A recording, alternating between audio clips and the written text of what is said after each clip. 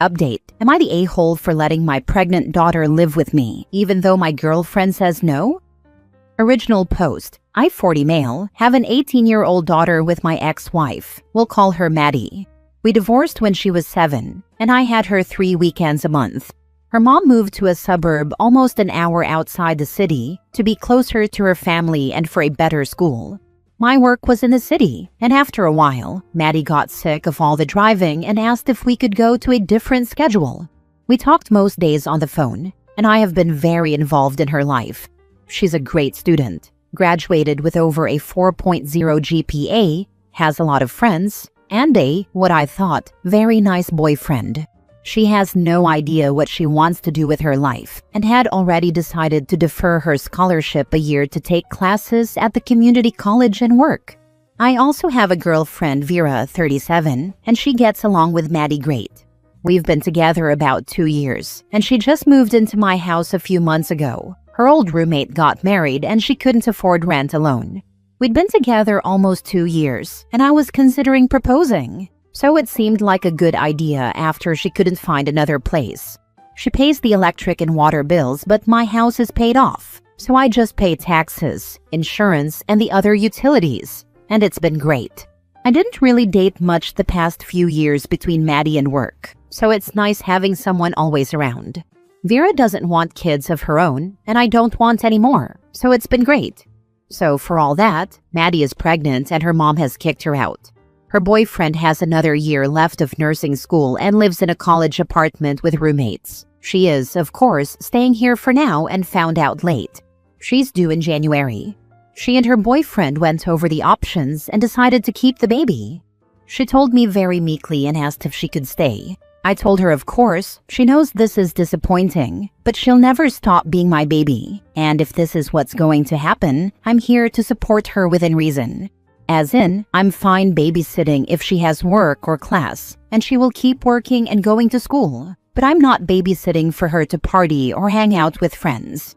If the boyfriend bails, which I was as kind as I could be but told her happens even with the nicest boys, she would need to file child support. And I would give her grace before and after birth. But when she's recovered, she will go back to doing chores on top of baby ones. I told her and the boyfriend to sleep on it, and they did, and came back with actual thoughtful responses, and even a budget goal that I found impressive.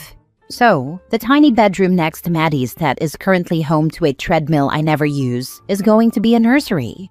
Of course, I've kept Vera in the loop during all of this, and she seemed really understanding until I told her the plan.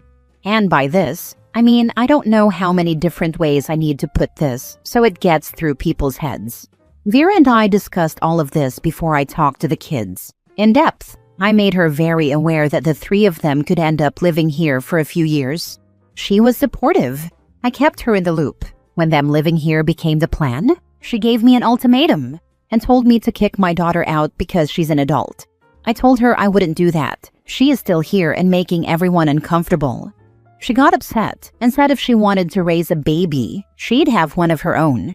She said she didn't sign up for this and is not okay with it, and demanded I rescind the offer, that Maddie is 18 and needs to figure it out on her own if she wants to keep the baby. I told her I wouldn't do that. She'll always be my daughter and needs help. She threatened to move out if I didn't tell Maddie to get out, then got mad that I told her I understood. Now she's avoiding the both of us, but still staying here, or being snippy. I don't know what she expects me to do, but it's making the entire house anxious. Edit. Don't say Vera would be shocked that Maddie moved in. This is Maddie's home. She's always lived here. Yes, the rest is a surprise, but not my daughter living in her home. Now for the top comments before reading the update. 18 is barely an adult, and actual adults who think 18 is a proper age to be 100% on your own are a problem. Good job still being willing to be a parent to your child when she needs you, not the a-hole. Totally agree. Your first priority is and should always be your daughter. Coming in second is your girlfriend. If girlfriend can't understand this, then she's not the one for you. Your daughter is lucky to have a father who is loving and supportive, not the a-hole. Right. Of course I don't want anything bad to happen to my daughter, and now there's a grandbaby to worry about. Time to tell your girlfriend she can do what's best for her, but your daughter will probably be here for 3 to 4 years. Let her know you want her to stay, but your life will change. That's what I told her. She's not happy about it and being rude to me. Not the a-hole. Vera lives with you, so she gets to have an opinion and make a choice for herself, and not be okay with this and even move out. You and Vera just may not be compatible anymore, but I think Vera is being unsympathetic. Even if this isn't what she wants, she should understand you are supporting your daughter. I even told her, I understand if you can't live here. I'm fine moving forward, living apart, and still dating, but I'm not kicking my kid out. Now for the update. My last post got a little overwhelming. I'm still glad I did it. Reading the comments, I just got to the point where I was like, what am I doing? I asked Vera to talk, and she started. She actually did kind of apologize, said she was just stressed because she expected Maddie to either keep the same custody schedule or maybe a bit more, but not full-time and certainly not with a baby. And then she didn't think I'd actually let her live here with the baby. She said she'd be able to work with a compromise of Maddie and the boyfriend, let's call him Doug, getting their own place when he started working full-time, and they could promise to never ask her for help. I guess she thought as long as she had an end in sight, she would be able to handle it. I told her I understood, but her behavior was out of line and I can't see us working out after this. She was upset and seemed shocked and got pretty mad. I told her she was welcome to stay in the basement, finished, walk out, with a kitchenette, for a month while she found a new place, and I'd pay her back for the bills she'd paid, $790, so I rounded up to $1,000.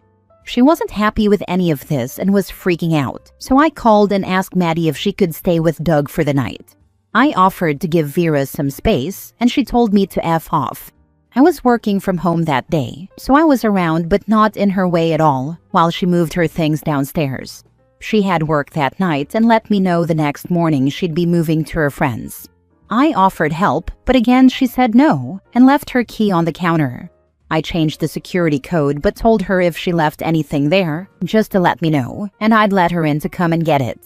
So I thought there'd be no drama. I was obviously sad but felt better about the whole thing. We can't prove anything, but Maddie's carnivorous plants started rapidly dying the last few days, and she said a bunch of her concentrated fertilizer was gone. We all know not to touch them or water them, as in she had me install rain barrels because they can't have tap water. She's devastated and hasn't said it directly, but I think we both believe Vera did something to them. I've asked her if she wants me to do anything about it, and she said no. At one point, Vera sent her a nasty text saying she's the reason I'm alone, and she hopes she's happy. I told her to block her. I don't know if she feels guilty or like she deserves it. She doesn't even want me to replace them and said she'll just try to salvage some of them. So if anyone knows of good sites in the US to buy pictures or pings, hit me up. So, not great. I'm gonna stay single for a while, obviously. But there's some good news. I have a female friend who Maddie has known forever and has had kids, and she took her out to lunch. My issue was that Maddie thought she could power through and take courses in the spring with a newborn. She wouldn't listen to me and told me she'd make it work. My friend was able to convince her that one semester wasn't going to ruin her life, so that is a positive. And the boyfriend, Doug, I talked with his parents. They are like me, not thrilled but going to be supportive and excited for a grandbaby. They live over an hour away, but I told them I had a spare room they could use when they visit. And Doug, who does work part-time while he's in school, I told him yes, work this semester. But next semester, your #1 job is to finish your degree no matter what. I am willing to support them both financially and with the baby more than I normally would next semester, because I know the best way to ensure my grandbaby has a good life is making sure their dad has his degree and a good job. He seemed to understand and was thankful. Maybe he's not as much of a ding-dong as I thought he was, lol. So to recap, I broke up with Vera and she moved in with a friend.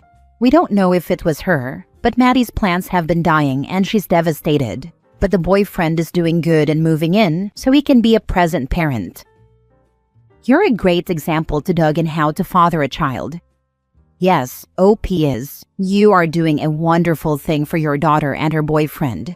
It's ideal to do things in a certain order, but it doesn't always work out that way. OP giving them a place to stay and supporting them and their babies so they can finish school is amazing. OP is my hero dad for today. Good riddance to Vera. As far as the plants go, I'd try transplanting them. Remove as much soil as possible from the roots first. I agree with this as well. Remove soil carefully. If there's a root ball, shake and poke, then soak it and gently prod with a thin stick to help greatly. Rinse it a ton, even the leaves. Heck, leave the roots in just some spring water for a day or two to help them soak up some water, and then plant them. It'll be a shock to the plants and not all might make it, but I've had plants come back from some seriously awful mistakes and mishaps, so I trust the damage to the plants can be fixed. This is what she's been doing, but most of the leaves and pictures are destroyed. Last story. Am I the a-hole for refusing to find a way to live with my dad's girlfriend's daughter? My dad's girlfriend is Jenny, and she has a daughter, Ruby, who's the same age as me, 17 male. Me and Ruby met when we were 11. She had just moved here and was a transfer student at school. At first, we didn't really interact, and she made friends with some other kids. But then when we did virtual school, she would DM me during classes and ask me if I liked this friend of hers, and she did it so much that I asked her why the heck she kept asking when I said no. I reported it to our teacher and got her into trouble, which pissed her off. Ruby went back to school in person before me and bothered all my friends about me liking her friend. Then she tried to set two of them up with her friend. When I went back to school in person, she tried to kiss me one day out of nowhere, and I stopped her and was like, "What the heck are you doing?" She really tried to make me accept that kiss, but I was taller and stronger than her, so I could keep her away from my mouth easier. After I wouldn't let her kiss me, she went to the principal and said one of my friends assaulted her friend, and she made this big deal out of her friend being afraid to report what happened. Her friend said it was all lies and nobody assaulted her, and Ruby got into huge trouble. That's when I came forward with her trying to kiss me, and it got her into more trouble. My dad knew about the thing with Ruby and had to meet with the principal about it. Me and Ruby ended up sharing a bunch of classes when we started high school, and she acted like we were exes or something. She went from obsessing over me liking her friend to trying to kiss me, and my friends were like, "She probably likes you and wanted to make sure you didn't like the other girl." But everything about it was weird and gross, like trying to get one of my friends in trouble and trying to make me kiss her. It was a few months after high school started that Dad told me he was dating Jenny, and I already had a big problem with him dating her because of Ruby. But I tried to let it go for my dad's sake. But then when he told me 2 months ago that he was going to ask Jenny to move in with him and that would include Ruby, I told him hell no, and I packed a bunch of my stuff and went to my grandparents' house. Dad told me I couldn't just do that, and I said I would not live with Ruby. Jenny and Ruby moved in, and Dad kept trying to make me come home. He said all 4 of us needed to sit down and find a way for me and Ruby to live together, but I said I won't. He asked me why and what I will do when we see each other at family functions, and I told him I'd avoid those functions, or if I was in charge of the guest list, I wouldn't invite her. I accused him of choosing Ruby over me. I know he chose his relationship with Jenny over me. But I was like, the fact you expect me to let her invade more of my life is sick. And I told him I was disappointed in the dad he was being. He told me I wasn't being fair, and since Mom died, Jenny is the only woman who has truly made him happy and showed him a future he wants. He said I could at least try to learn to live with Ruby for a while. And if it doesn't work, it doesn't work. I told him I didn't want that girl anywhere near me. My dad has tried to convince my grandparents to send me back, but they don't want me there either. They told him they don't want to see a violent incident between me and Ruby, and that it could easily happen with the history between us. Dad was like, that wouldn't happen, and he said he wanted us all to try and make this work for his sake. Am I the a-hole? Now for the top comments. Real talk, and you need to say this to your dad. What happens when she claims sexual assault? What happens when she goes into your room at night when you are sleeping and physically violates you? What happens when she starts hiding and taking compromising pictures of you? What happens when you have no safe place and no privacy from someone who is already unstable? She can destroy your life before it gets to really start, and your dad is okay with that? My dad thinks therapy fixed her, so those questions are wasted on him. We already fought about that stuff, and he's just so convinced she's changed. Wait until she accuses your dad of something. That will be her next step. Wouldn't be surprised one bit if she turns on him the moment he stops siding with her. Not the a-hole. If you two were alone, and she tried something else and you said no, she could accuse you of rape. You are better off with your grandparents. They are the bosses for standing up to your dad. I'm glad they're in your corner. Same. I legit don't know what I would have done if I had nobody to take me and fight for me. Right now I might be in jail or something, knowing how much of a disaster it would be for me and Ruby to live together. Not the a-hole. Ruby is both obsessed with you and disconnected from reality. After her past accusations about you, you need to keep your distance.